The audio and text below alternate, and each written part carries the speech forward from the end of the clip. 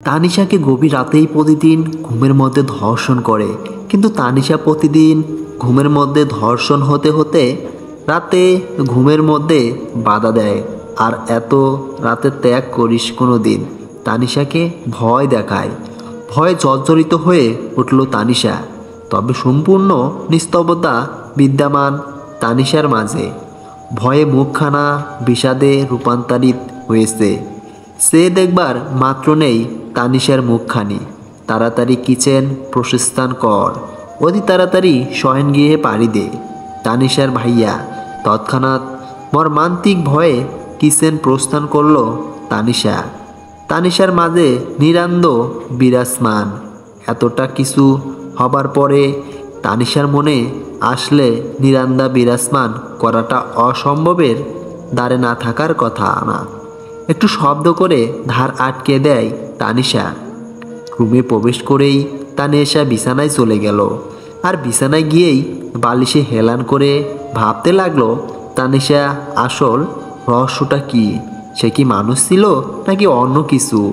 মানুষ তো হবার তো কোনো প্রকার কথাই না, কারণ মানুষ হলে আর যেটাই হোক তার পা উপরের দিকে থাকতো না, পা মাটিতে থাকতো। তাহলে আসল রহস্যটা কি?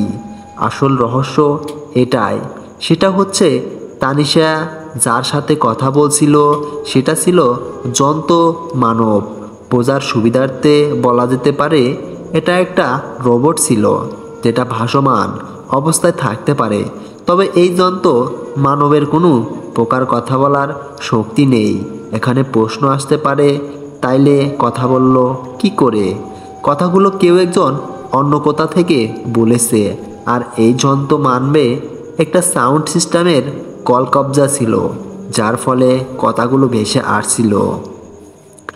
তানিশা বুঝে উঠতে পারে না বিষয়টা। কিন্তু আবার আপনাদের মনে এখানে প্রশ্ন জাগতে পারে, এই কেউ একজন আবার কে? কোনো মানুষ নাকি জিন নাকি ভূত নাকি পরী? বিষয়টা ক্লিয়ার হয়ে যাবেন। আসলে তানিশার ঘুম বেশি, এক কথায় বলতে গেলে ঘুম পাগলি। কতক্ষণ বাদে ছাদে ঘটে যাওয়া বিষয়টা ভাবতে ভাবতে হেলান দেওয়ার অবস্থায় লুটিয়ে যায় গভীর তন্দনায়। খুব সকালে তন্দা ভঙ্গ হয় তানিশার। সে আজকেও ধর্ষণের শিকার। তবে জামাকাপড়গুলো শরীরে আছে, তবে প্রোটেকশন প্যাকেট পড়ে আছে মেঝেতে। তানিশা বিছানা ত্যাগ করে, বিছানায় ঠিক করছে, হঠাৎ দেখলো বড় একটা কাগজ বালিশের নিচে। কাগজটা হাতে তুলে নিল তানিশা। কাগজটা ছাড়িয়ে চোখের সামনে মেলে ধরল তানিশা। তাতে লেখা ছিল, কাজটা ঠিক করলে না কিন্তু তানিশা। তুমি কি সত্যিই মনে করতে পারছো না আমাদের প্রথম দেখা হবার গল্প? আর হ্যাঁ, কালকে কিন্তু আমি আবার আসবো তোমার নিরে। আর ভাইয়া কি খুব বকেছে তোমায়? প্লিজ সরি কলিজা। তানিশা কিছুটা সময় কাগজটা পড়া অফ রেখে ভাবতে লাগলো, আমাকে ভাইয়া বকলো, কিন্তু উনি জানলো কি করে? তাহলে কি উনি আসলেই মানুষ না? তাহলে কি উনি কে? কল্পনার জগৎ ত্যাগ করতে বাধ্য করে তানিশাকে কাগজটা, কারণ ততক্ষণে কাগজটা প্রস্থান করেছে মাটিতে। তানিশা গিয়ে আবার কাগজটা মাটি থেকে তুলে নিল। কাগজের শেষ অংশে লেখা ছিল দুটি কবিতা। কবিতাটা দুটি ছিল একই রকম। তোমার ওই মায়াভরা মুখ সে থাকি আমি সারা নিশি ভোর। তোমার ওই চোখের মায়া অন্ধ আমার উড়ন্ত বিলাসী মন। তোমার ওই চোখের জাদুতে প্রতিটি ক্ষণে ক্ষণে টানে মরে। তোমার ওই মিষ্টি ভয়েস প্রতিটি ক্ষণে আমার করে পেতে চায়। তোমার একটু বলা কথা মোর কানে বাজে প্রতিটি ক্ষণে ক্ষণে। তোমার ওই কানের ছোট্ট রিং এর প্রতি হিংসা জাগে খুব। যদি হইতাম আমি তোমারই কানের রিং, তাহলে থাকিলে পারিতাম তোমারই লগে সারা নিশি ভোর। তোমার ওই টানা টানা ভুরুতে হাজারো আবেগ ছোটে। তোমার ওই চুলের ঘ্রাণে হারিয়ে যেতে চাই মন। খুব ইচ্ছে জাগে আদর জড়াবো তোমার ওই গোলাপি ঠোঁটে। তোমার ওই মায়াবী চাহনি পাগল করে দেয় যে এই অদমকে। দিবারাত্রি যখন বর্ষণ ঘিরে ধরে, কাছে পেতে চায় যে মন তোমারে। মোহিতে কেউ নেই যে বিচ্ছেদ ঘটাবে মোদের, যদি পাশে পাই তোরে। হাজারো প্রতিকূল পরিবেশ পাড়ি দিব দুজন খুব যতনে, যদি সাঙ্গ পাই তোমারই। খুব বেশি ভালোবাসি তোমারে, যদি না পাই তোমারে হারিয়ে যাব অনেক দূরে। অন্য কবিতাটা ছিল একই রকম। অবহেলা, তোর ওই নিষ্ঠুর অবহেলার ভিড়ে হারিয়ে যাব আমি অনেক দূরে। চাহিলেও মোরে আর ফিরাতে পারিবে না তোরই জীবনে। একটা বাণী শুধিয়া রাখ খুব যতন করিয়া, যাহার জন্য মোরে করিস খুব যতনে অবহেলা।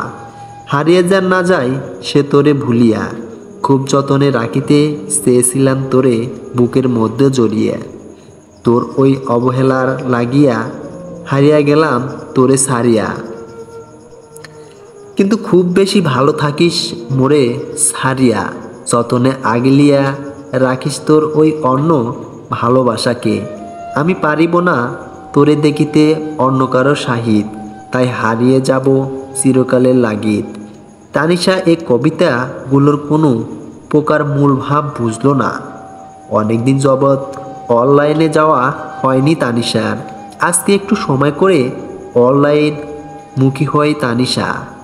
অনলাইনে গিয়ে মর্মান্তিক রূপে শক খায় তানিশা। একটা অদ্ভুত আইডি থেকে টেক্সট এসেছে। দেখে আইডির কোনো প্রকার নামকরণ নেই, নামবিহীন আইডি। মাত্র আসা এসএমএসটা ছিল একই রকম। তানিশা জান মনে আছে?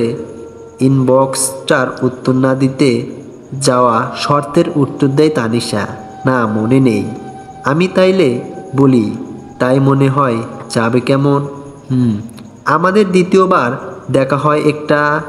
আমি সেদিন অফিস থেকে বের হয়েছিলাম জাস্ট কফি খেতে, যত সামান্য আহার নিবারণ করতে। আমি কফি অর্ডার করার কতক্ষণ পরেও ওয়েটার কফি দিচ্ছে না। আমার মাঝে কিছুটা বিরক্তকর বোধ জাগত হয়েছে কফি না পেয়ে। তাই আমি মাথা হেট করে বসে রইলাম আর রেস্তোরাঁটাকে ভালো করে দর্শন মেলাতে থাকি। একটা সময় মনে হলো আমি ফর্টস রেস্তোরাঁয় বসে আছি, কারণ অনেকটা সাজসজ্জা ফর্টস এর মতো। আর ফর্টস হচ্ছে প্যারিসের সবচেয়ে দামি রেস্তোরাঁ। এখানে সাধারণ ফ্রান্সের সিনেট সবার সদস্যরা আহরণ করে। আর আপনারা হয়তো জানেন, আমরা যেমনটা করে বাংলাদেশ সংসদ ভবন বলি, ঠিক তেমনিভাবে ফ্রান্স সংসদ ভবনকে সিনেট বলে। আর ফর্ট এর সবচেয়ে দামি খাবারের মধ্যে শ্যাম মাছ ও ক্যাভিয়ার। আবার খাবার মেনুতে অনেক প্রকার ফর্টস এর আইটেম উল্লেখযোগ্য এই রেস্তোরাঁয়। কিন্তু আমি তখন ভাবছিলাম রেস্তোরাঁগুলো এমন হওয়া উচিত, পরিবেশ বান্ধব খাবার আহার করা যাবে। এতটা ক্ষণ হয়ে গেল বেটা, ওয়েটারে কফি দেওয়ার নামগন্ধ নেই। কাজ ফেলে উপস্থিত হইলাম কফি খেতে, কিন্তু কফি পাওয়া কোনো সম্ভাবনাই পাচ্ছিলাম না। কতক্ষণ পরে টেবিলে রাখা ল্যাপটপটি অন করলাম, আর ল্যাপটপের ওয়ালপেপারের কার ছবি ছিল জানো? তোমার ছবি ছিল। প্রথম দিনই উঠানো ছবিটা সেভ করা ছিল ওয়ালপেপারে। ল্যাপটপের পাশেই রেখে দেওয়া ছিল অমূল্য সম্পদ কলম। কোনো এক কারণবশত কলমটি ফ্লোরে পড়ে যায়। আচমকা বসতি কলমটি উঠে যাই আমি। কলমটি হাতে ওঠাতে গিয়ে পাশের টেবিলে একটি জায়গায় চোখ আটকিয়ে যায় আমার। একটি মেয়ের হাতে লাল রেশমি চুড়ি। মেয়েটির হাত টেবিল থেকে নিচের দিকে বা চেয়ারের সাথে নামানো। মেয়েটি উল্টো মুখী হয়ে বসে আছে। আমার মাঝে একটি ভালো লাগা বিরাজমান। মেয়েটির চুড়ি দেখে, রেশমি চুড়িও যে একটি মেয়ের হাতে এতটা ভালো লাগতে পারে সেটা আমার জানার ঊর্ধ্বে। কি সুন্দর চুড়িগুলো! অসম্ভব ভালো লাগা বিরাজমান নিজের মাঝে। মনে হচ্ছে যেন চুড়ির উপর দিয়ে সুন্দর কারুকার্য সম্পন্ন করা হয়েছে নিখুঁতভাবে। আমি তখনও কলম তোলার ভঙ্গিতে তাকিয়ে আছি মেয়েটির রেশমি চুড়ির উপর। আর চুড়ি দেখে কেন জানি তোমার কথা বারবার মনের মাঝে কোনো প্রকার পলক এড়াতে পারছিলাম না। কোনোভাবেই চোখ এড়িয়ে যাচ্ছে না রেশমি চুড়ি দেখা। বিমুগ্ধ চোখে তাকিয়েছিলাম ততক্ষণ পর্যন্ত। সরি স্যার, আপনার কফি। ওয়েটারের কথায় নিজেকে গুছিয়ে নিলাম। এত লেট হলো যে কফি পেতে? আসলে স্যার, একটু যত সামান্য সমস্যা হয়েছিল, তার কারণে লেট হলো। লজ্জায় জর্জরিত হয়ে, প্লিজ কিছু মনে করবেন না স্যার, আপনার মূল্যবান সময় নষ্ট করার জন্য সরি। ওকে, নো প্রবলেম, থ্যাঙ্কস। কেন স্যার থ্যাঙ্কস দিলেন? আপনার কফি দেওয়া লেট না হইলে রেশমি চুরির ধর্ষণ মিলত না। সরি স্যার, বুঝলাম না। আপনি আসতে পারেন। Okay sir. কতক্ষণ পরে ওয়েটার কফি দিয়ে চলে গেল। আমি আবার বিভোর হয়ে গেলাম লাল রেশমি চুড়ি দেখতে। হঠাৎই কফির কাপে কষে একটা চুমুক বসিয়ে দিলাম। আমি তখন নিজের মাঝে ছিলাম না, নিজের মধ্যে নেই, হারিয়ে গিয়েছিলাম অন্য জগতে। কি করছি, কি ভাবছি, কোথায় তাকিয়ে আছি, কিছুই স্মরণে ছিল না ততক্ষণ। কফিটা যে এত পরিমাণ গরম ছিল সেটা বুঝতে সক্ষমতা হারিয়ে ফেলেছিলাম তোমার রেশমি চুড়ি দেখতে দেখতে বিভোর হয়ে। কফিটা যদিও অনেক গরম, গ্লাস আবার হঠাৎ অনেক জোরে চুমুক দেওয়ায় অনেকটা কফি যখন একেবারে ভিতরে চলে যায় তখন গরমটা দ্বিগুণ হয়ে যায়। ফলে গরম সহ্য করতে না পারায় সম্পূর্ণটা কফি টেবিলে ও নিজের আপন শার্ট প্যান্টের উপর পড়ে যায়। সারা গায়ে কফি গড়ে ভিজে একাকার হয়ে যায়। শার্ট প্যান্ট অনেকটাই ভিজে উঠেছে, মনে হচ্ছে যেন গায়ে ফোসা হয়ে গেল। আমি একটু ফ্রেশ হতে অষ্টমের দিকে হাঁটা দেই। কতক্ষণ পরে অষ্টম থেকে চলে আসলাম ফ্রেশ হয়ে। হঠাৎই আমার মধ্যে হতাশার ছাপ বিরাজ করলো। আমি ফিরে এসে দেখতে পেলাম পাশের টেবিলটা শূন্য মানব অবস্থায় রয়েছে। আমার মাঝে খারাপ লাগা বিরাজমান করলো। আমি দৌড়ে বাহিরে চলে আসলাম। অনেকটা খুঁজতে থাকি তোমাকে, কিন্তু তোমাকে আর পাই না। হতাশা নিয়ে আবার ব্যাক করলাম রেস্তোরাঁয়।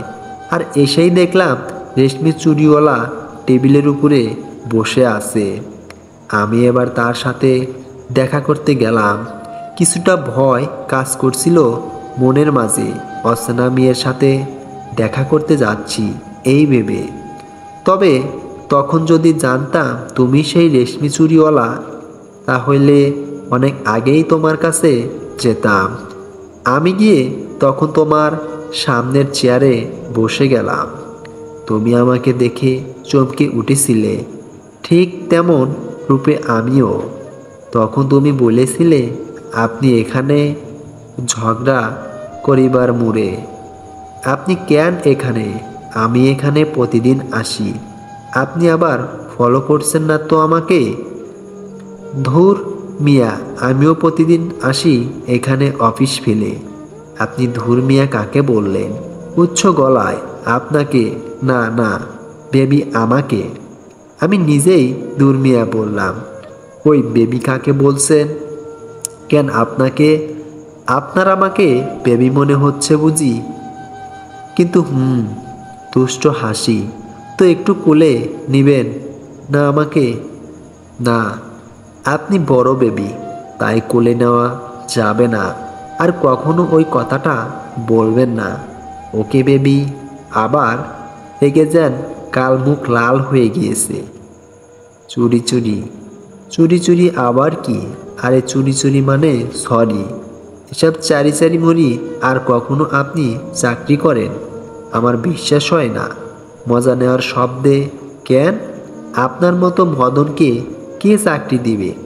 আমি মদন, একদম পিওর মদন। কিভাবে প্রমাণ দেন? আপনাকে দেখলেই মদন কুমারের মতো লাগে। কথাটা বলেই তুমি খুব শব্দ করে হাসতেছিলে, আর আমি অপলক দৃষ্টিতে তাকিয়েছিলাম তোমার নিষ্পাপ চেহারার দিকে। তখন তুমি হাতের তুড়ি বাজিয়ে বললে, এই যে মিস্টার, কি তাকিয়ে দেখছেন? আমার বউকে মন ভরে দেখছে। দুষ্ট গলায় তীব্র কণ্ঠে তুমি তখন বললে, mind your language. Sorry please, একটা কথা বলি, আমার বউকে কিন্তু রাগলে খুব বেশি ভালো লাগে। আপনি ওই দিনের ঘটনা ভুলে যাওয়াই ভালো, কারণ সেদিন বিপদে পড়ে আপনার বউয়ের অভিনয় করেছিলাম। আর কোনোদিন আমার চোখের সামনে যান আপনাকে না দেখি। সেদিন খুব বেশি রেগে চলে এসেছিলে রেস্তোরাঁ ছেড়ে তুমি। আমি আর ও কতক্ষণ রেস্তোরাঁ থেকে বিলটা মিটিয়ে যাবতীয় জিনিস নিয়ে চলে আসলাম গাড়ির নিকট। সেদিন আবহাওয়াটা ছিল খুব পরিমাণে বাজে। প্রখর রোদ পড়ছে, যেটা হয়তো রেস্তোরাঁ বা অফিসে থাকলে বুঝতে পারতাম না।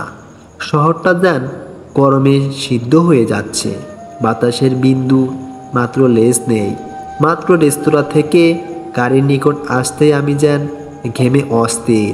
দূরত্ব গাড়িতে উঠে গেলাম। গাড়ির সাথে সাথে স্টার্ট দেই, প্লাস সাথে এসি অন করি। তখন আমার উদ্দেশ্য স্থল অফিসে যাওয়া। গাড়িতে উঠে আমার তোমার রেশমি চুরির কথা মনে হওয়াতেই একটা গান বেজে উঠল মনের মাঝে। কিনে দে রে তুই রেশমি চুরি, কিনে রে তুই রেশমি চুরি, নইলে করব তোর সাথে আরি। কিনে দে রে রেশমি চুরি, চুরি নইলে করো ভাইয়া রাতে, আবার একাকি ঘুমাতে ভয় করে। যদি রাইসাকে আমার সাথে ঘুমাতে অনুমতি দিতে দিতে সবাই সোফায় বসে টিভি দেখছিল। এমনও তো অবস্থায় তানিশা নিজের মনের ভিতর থাকা প্রসঙ্গটা উপস্থাপন করলো, এভাবে কেন বলছিস? কিন্তু তোদের সমস্যা হবে না? তোদের মানে সরি, তোর সমস্যা হতে পারে বলতে চেয়েছিলাম স্থিতস্ত হয়ে। আমি যেহেতু ওকে থাকতে বলছি, আমার তাহলে এখানে সুবিধার প্রশ্নই থেকে আসছে। সরি, ভুল হয়ে গিয়েছে ভাইয়া, আমি তোমার কথার মধ্যে কিন্তু খুঁজে পাচ্ছি। আরে পাগলি, বাদ দে তো বিষয়টা। ওকে ভাইয়া।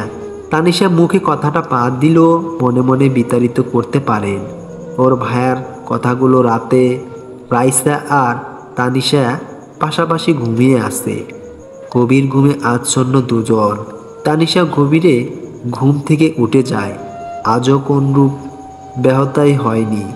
আজও ধর্ষণের শিকার হন তানিশা। নিজের পোশাক পরা নিয়ে ব্যস্ত হতে না হতেই তানিশা মর্মান্তিক ভয়ে আচ্ছন্ন হয়ে যায়। একটা বিষয় চোখে ধরা পড়তেই নিস্তব্ধতা বিধন্য করল তানিশার মনের মাঝে। একেবারে মূর্তির ন্যায় দাঁড়িয়ে রয়েছে তানিশা। ঘরণী ভিতর থেকে আটকানো থাকলেও রাইসা ঘরে কোথাও নেই। তানিশা প্রায় পাগলের মতো হয়ে যাচ্ছে, কারণ এখন সে তার ভাইয়াকে কি বলবে। ওর ভাইয়া ভাবি যদি ওকে প্রশ্ন জুড়ে বসে রাইসা কোথায় গেছে, তাহলে আমি এই প্রশ্নের জবাবে কি উত্তর মিলে ধরবো। টেনশনের বুড়ি মাথার উপরে তানিশার আস্তে আস্তে ভারী হচ্ছে। তানিশার চোখ দিয়ে পানি গড়িয়ে মাটিটি স্পর্শ করছে। হাউমাউ করে কাঁদছে। ইচ্ছে করলেও তানিশা সেটাও করতে পারছে না। ফ্লোরে বসে নিজের চুল নিজে ছিঁড়তে থাকে। জামা ওড়না দাঁত দিয়ে কেটে কেটে টুকরো টুকরো করছে তানিশা। খুব বেশি উচ্ছ্বাস হয়ে কাঁদতে লাগলো তানিশা। এতটা আদরের সন্তান যদি ভায়া ভাবির কাছে থেকে বিদায় গ্রহণ করতে, তাহলে ভায়া তো তাকে ছেড়ে কথা বলবে না। তানিশা তাড়াতাড়ি করে নফল সালাত আদায় করে আল্লাহর দরবারে উমেদারি করতে থাকে। খুব বেশি কান্না করতে থাকে। উমেদারি করবাই সময় এখন পর্যন্ত তানিশা ভাইয়া ভাবি গভীর ঘুমে আচ্ছন্ন। না জানি ঘুম থেকে উঠে রাইসাকে না দেখতে পেলে কি হাল করে বসে তানিশার। এমনও তার চিন্তায় গলা শুকিয়ে কাঠ হয়ে আসছে। তানিশা ছাদে গিয়ে একাকী দাঁড়িয়ে দাঁড়িয়ে ফুঁপিয়ে ফুঁপিয়ে কাঁদতে থাকে। কতক্ষণ পরে তানিশার কানে রাইসার ভয়েস ভেসে আসলো, আন্টি তুমি কান্না কেন করতেছ? তানিশা দৌড়ে রাইসার কাছে ছুটে আসে। রাইসা মামুনি, কোথায় গিয়েছিলে তুমি? কেন তুমি জানো না বুঝি? আমি কি করে জানবো? তাড়াতাড়ি বলো। মামুনি গলা শুকিয়ে আসছে। কতটা টেনশন হচ্ছিল জানো? আমি তো আঙ্কেলের সাথে ঘুরতে গিয়েছিলাম। আঙ্কেল মানে মানে তোমার টুইটেন বেবির বাবা। সে কোথায় থেকে আসলো? আর তুমি কেন আমাকে না জানিয়ে গিয়েছিলে? আন্টি, তুমি নিজেই তো আমাকে আঙ্কেলের সাথে যাওয়ার অনুমতি দিলে। আমি কখন তোমাকে যাওয়ার অনুমতি দিলাম? তুমি রাতে যাওয়ার অনুমতি দিয়েছিলে। জানো আজকে আঙ্কেল আমাকে কি কি খাবার দিয়েছিল খেতে? কি খাবার খেতে দিয়েছিল? অনেক চকলেট, আইসক্রিম, ফুচকা, আরও অনেক কিছু। রাতে fuchka. Good morning Raisa baby, তানিশার ভাইয়া। মর্নিং মাই ডিয়ার বাবা। তুমি কি সব খেয়েছো রাতে বলেছিলে আন্টিকে? তানিশা চোখ দিয়ে ইশারা দিয়ে রাইসাকে নিষেধ করলো কথাগুলো যাতে না বলে। তারপরও রাইসা বলে দিল কথাটা। বাবা, আমি রাতে চকলেট, আইসক্রিম, ফুচকা খেয়েছি। তানিশা, স্থূল বুদ্ধি নেই তোর মাঝে? রাতে ওকে আইসক্রিম ফুচকা খাওয়াছিস কেন? মাই ডিয়ার বাবা, তুমি আন্টিকে কেন বকছো? আমার আইসক্রিম ফুচকা খাওয়ার মধ্যে আন্টির কোনো প্রকার হাত নেই। কৌতূহলের উদ্রেক হয়ে তানিশা ভায়া বলল। তাহলে? তানিশা রীতিমতো কাঁপছে, ভয়ে জর্জরিত ওর সারাটা শরীর। তানিশা কল্পনার জগতে গিয়ে ভাবমান হয়, চেষ্টা বুনছে রাইসা কি সকাল কিছু ভায়াকে বলে দিব, আর বলে দিলে তো আমি শেষ। তানিশা মাথা হেড করে ছাদের উপরে পড়া পাতাগুলোর দিকে তাকিয়ে আছে। ডিয়ার বাবা, আমি এই চকলেট, আইসক্রিম ও ফুচকা স্বপ্নের মাঝে খেয়েছি। হাসি দিয়ে তানিশা কথাটা শোনা মাত্র হাঁপ ছেড়ে বাঁচল। রাইসা যখন আগের কথাটা বলা শুরু করে তখন প্রায় বাকরুদ্ধ হয়ে আসছিল তানিশার মাঝে। মনে মনে অনেক বেশি ধন্যবাদ দিচ্ছে রাইসাকে তানিশা। এতটা বুদ্ধি কোথায় থেকে ওই মাথায় আসলো সেটা স্বয়ং আল্লাহ পাকই ভালো জানেন। তা এই ব্যাপার আমার কলিজা। ডিয়ার বাবা। আচ্ছা তানিশা, কলেজে যাবি না? ভাইয়া যাব। রাইসাকে সাথে করে স্কুলে নামিয়ে দিয়ে আসিস। ওকে ভাইয়া। তারপর ছাদ ত্যাগ করলো তানিশার ভাইয়া এলোথেলো পেশে। আপনারা হয়তো ভাবতে পারেন স্বাভাবিক মানুষ এলো কোথা থেকে, বেশে কেন ত্যাগ করলো ছাদ। মাত্র ঘুম থেকে উঠেই তানিশার ভাইয়া রাইসা আর তানিশাকে খুঁজতে খুঁজতে ছাদে চলে আসে। এখনো পর্যন্ত ভালো করে ঘুম না ছোটার কারণে এলোথেলো বেশে বাইর হয়ে গেল ছাদ থেকে। সামান্য রাইসার দিকে তাকিয়ে তানিশা এগিয়ে দিয়ে কিচ্ছিত গলায় বলতে থাকে, তানিশা মামুনি, তুমি কি সত্যি স্বপ্নে দেখেছিলে এরকম? আই মিন যেমনটা তোমার বাবাকে বললে? আন্টি, আমি বাবাকে কপট কথা বলেছি। তাহলে সত্যি কথাটা কি? সত্য আমি তোমাকে যেভাবে বলছি সেভাবেই। আমার কিন্তু বিশ্বাস হয় না রাইসা, সেটা তোমার ব্যাপার। কিন্তু আমি আঙ্কেলকে কথা দিয়েছি আজও আঙ্কেলের সাথে ঘুরতে যাব। তোমার আঙ্কেল কি কি বলেছে তোমাকে? বলেছে আজকে নাকি আঙ্কেলদের বাড়িতে নিয়ে যাবে আমাকে ঘুরতে। না যেতে হবে না তোমার। না আন্টি, আমাকে নির্দেশ করো না প্লিজ। ওকে। আচ্ছা রাইসা, তোমার আঙ্কেল দেখতে কেমন? এতটা সুদর্শন যুবক আর আগে আমি কখনো দেখিনি আন্টি। আমার এই ছোট্ট বিদায় যেটা বলে সেটা হচ্ছে বীরের মধ্যে দেখলে সবার আগে আঙ্কেলের চেহারা চোখে পড়ার মতো। তা তোমার আঙ্কেলের মানুষটা কেমন? আঙ্কেলের মাঝে কোনো প্রকার ভালো মানুষ হবার যত্নটাই নাই। তাইলে আঙ্কেল নিতান্তই অতি সাধারণ অতি ভালো মানুষ। রাইসা, তুমি এতটা কথা শিখলে কি করে? একটাতে আঙ্কেল আমাকে অনেক কিছু শিখিয়ে দিয়েছে। তাই নাকি? রাতে তানিশা রাতে আজকে আবার সিসিটিভি ক্যামেরা স্থাপন করে। কে এসে রাইসাকে নিয়ে যায়, আবার কে এসে রাইসাকে রেখে যায়, এবং রাইসার কথার কতটা যথাযথ সত্য আছে যাচাই করতে ক্যামেরা স্থাপন করলো তানিশা। রাইসা মিথ্যা বলা শিখে গেছে, কথাটা বদ্ধমূল হয়ে গিয়েছে তানিশার কাছে। কারণ রাইসা সকালে ওর বাবাকে মিথ্যা বলেছে। আন্টি কি করেছিলে? এই তো মামুনি পড়ছি। আন্টি একটা কথা রাখবে আমার? বলো মামুনি, তোমার ডায়েরির 37তম পৃষ্ঠা আমাকে পড়ে শোনাবে, নয়তো আমাকে দাও, আমি এই ডায়েরির 27তম পাতাটা পড়ব। আমার ডায়েরি আছে এই কথা তুমি জানলে কি করে? আঙ্কেল বলেছে। তা তোমাকে আর কি বলেছে তোমার আঙ্কেল? বলেছেন ওই 27 নম্বর পৃষ্ঠাটা পড়তে। না, আমি তোমাকে আমার ডায়েরি পড়তে দেব না। দাও না প্লিজ। যদি পড়তে দাও তাইলে একটা ঘটনা বলবো যেটা আমাকে আঙ্কেল বলতে নির্দেশ করেছে। তাইলে আগে বলো আঙ্কেল তোমাকে কি বলেছেন, তাইলে পড়তে দিবা তো? আঙ্কেল বলেছে তুমি নাকি আঙ্কেলের ভালোবাসা প্রথম দিকে অপ্রজ্বালিত ইন্ধনের মতো মনে করতে। রাইসা, তুমি তো অনেক সুন্দর করেও কঠিন ভাষা রপ্ত করে নিয়েছো। সবই আঙ্কেল শিখিয়েছে। এক রাতের মাঝে এত কিছু শিখিয়ে দিল তোমার আঙ্কেল তোমাকে। আঙ্কেল খুব বেশি সুন্দর করে কথা বলে, যার জন্য খুব সহজে কথাগুলো মনে ধারণ করা যায়।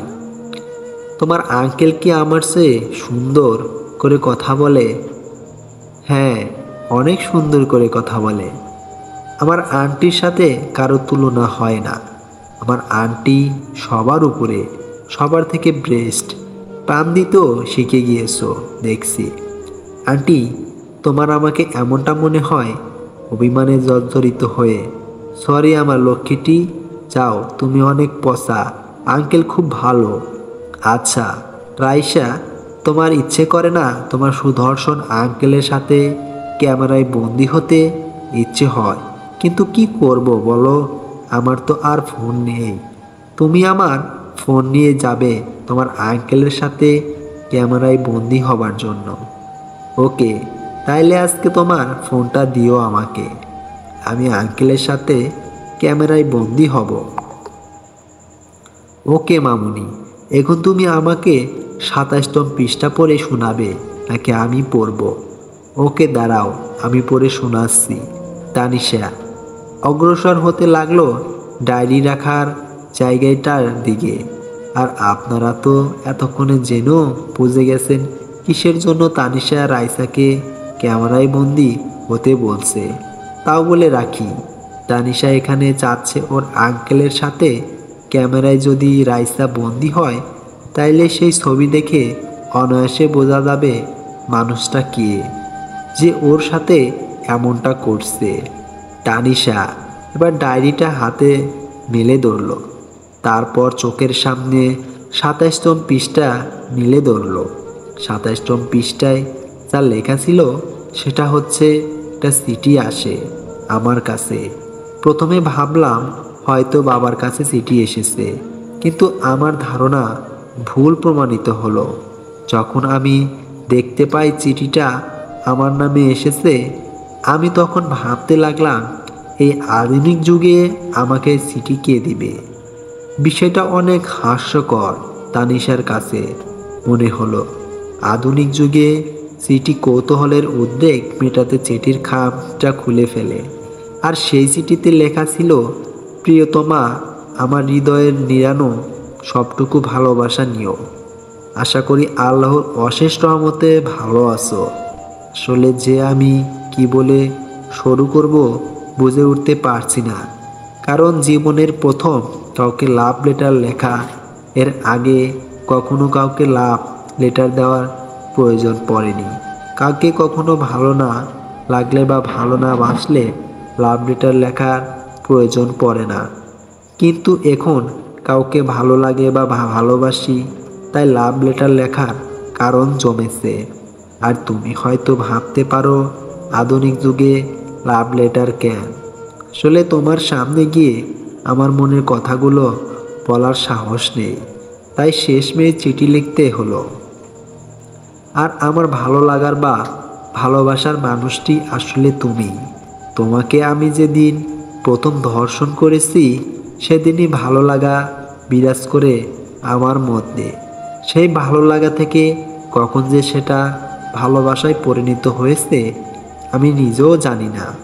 বলো, কাউকে ভালোবাসা কি অপরাধ? তোমার ওই চাহনি যেন আমায় পাগল করে ফেলেছে। রাতে যখন ঘুমাতে যাই তখন তোমার ওই মিষ্টি মাখা চাহনি আমায় রাতে ঘুমাতে দেয় না। চোখের সামনে সব সময় ভাসতে থাকে তোমার ওই মিষ্টি চাহনি। ভালোবাসা বুঝি এমনই হয়। জীবনে কখনো রিলেশন করিনি, কিন্তু এমন নয় যে কারো সাথে করার ইচ্ছে ছিল না। আমার চিন্তা ভাবনা ছিল যাকে ভালোবাসবো তাকে মন প্রাণ উজাড় করে ভালোবাসবো। আমি আমার মন প্রাণ উজাড় করে তোমাকে ভালোবাসতে চাই। প্লিজ সুযোগ করে দাও তোমার ভালোবাসার। তুমি যদি ফিরিয়ে দাও আমার ভালোবাসাকে, আমি জানি তুমি আমার ভালোবাসাকে ফিরিয়ে দিবে না। যদি কোনো কারণবশত ফিরিয়ে দাও তাহলে আর হয়তো এই সুন্দর ধমনী আমার দেখা হবে না। হারিয়ে যাব না ফেরার দেশে। আবার বাবা মা ডাক্তারের কাছে জানতে চাইবে আমার মৃত্যুর রহস্য। তখন ডাক্তার জবাবে বলবে আপনার ছেলের রক্তে ভালোবাসা না পাওয়ার দুঃখ কষ্ট বেদনা পাওয়া গিয়েছে, যার জন্য আপনার ছেলে আর নেই এই সুন্দর ধমনীতে। পরিশেষে একটি কথা বলে যায়, প্লিজ ফিরিয়ে দিও না আমার পবিত্র ভালোবাসাকে। I love you. আর তোমার বাবা আমাকে আমার সালাম দিও। ইতি তোমার পাগল প্রেমিক। আন্টি, এই ডায়েরি তোমার তাই না? ডায়েরিতে লিখেছো তুমি? জানি না 27তম পাতায় কি জাস্ট এই চিঠি আর উপরের কথাগুলোই লেখা ছিল? হ্যাঁ। 28তম পাতা পড়বে বললে বুঝতে পারতাম কি এই বিষয়টা। তোমার এত বুঝতে হবে না, আঙ্কেল বলেছিল। চিঠিটা আঙ্কেল দিয়েছিল। ও আচ্ছা, তোমার আঙ্কেল আমাকে দেখা কেন দেয় না? কেন, তোমাদের তো প্রতিদিনই দেখা হয়। আচ্ছা রাইসা, তোমার আঙ্কেল কি মানুষ? অনেক ভালো মনের একজন মানুষ। রাইসা, আমি বলছি কি তোমার আজকে যেতে হবে না। আন্টি প্লিজ, আমি যাব কান্না করার চেষ্টায়। ওকে ঠিক আছে, যেও। তানিশা আর রাইসা বিছানায় পাশাপাশি শয়ন করেছে। আন্টি, ফোনটা দাও আমার কাছে, দেখো বালিশের নিচে রাখা আছে। আচ্ছা, আঙ্কেল বলেছে তুমি নাকি ঘুম পাগলি। আমি ঘুম পাগলি। ঘুম ছাড়া কোনো কিছুই বুঝতে পারি না, আর বুঝতে চাই না। হ্যাঁ, আঙ্কেলও তেমনটা বলেছিল। রাখো তোমার আঙ্কেল, আমার চোখ লেগে আসছে। ঘুমিয়ে গেলাম, তুমি ঘুমিয়ে যাও। একটু পরে ঘুমাও। না না, এখনই ঘুমাবো প্লিজ। আর একটা কথাও বলবে না। খুব বেশি ঘুম পাচ্ছে, আর ঘুম ধরে রাখতে পারছি না। কথা বললে নাক ফাটিয়ে দিব। আঙ্কেল আমাকে বলেছিল তোমাকে ঘুমে ডিস্টার্ব করলে তুমি নাক ফাটিয়ে দিতে চাও। সেটার যথাযথ প্রমাণ দিলাম। অনেক হয়েছে। আর একটা কথা বললে সত্যি সত্যি নাক ফাটিয়ে দিব। ওকে মামুনি, তুমি ঘুমিয়ে যাও, চলবে।